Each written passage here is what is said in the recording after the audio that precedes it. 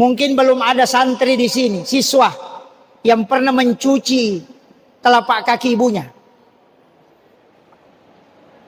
Saya ketika kuliah di Makassar, buntu otakku. 1 semester, 2 semester, 3 semester, pusing karena mengikuti pelajaran.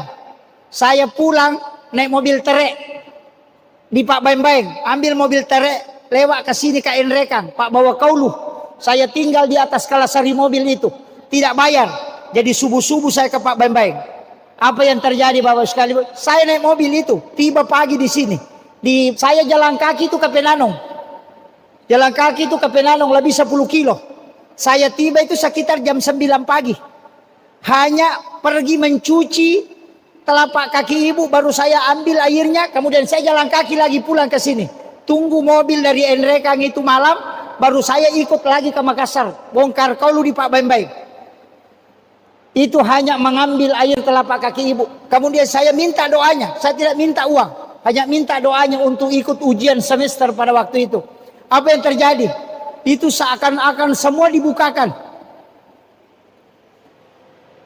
Saya ketika buka buku, itu seakan ada yang membisik. Ini besok yang masuk di ujian. Ini nanti yang masuk di ujian. Sehingga saya bisa meraih predikat summa cum laude itu di UIN. Mengalahkan lebih dari hampir 2000 mahasiswa. Tapi tidak pintar, cuma berkah doa. Ya, alhamdulillah. Makanya nilai saya itu di kampus itu 4,0 sampai selesai. Itu bisa itu karena saya mengatakan saya tidak pintar, tapi berakahnya ibu. Saya mengatakan ini karena mencuci air telapak kaki ibu.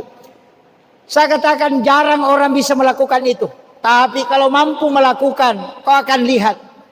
Tapi dengan betul-betul minta ridhonya. Iya.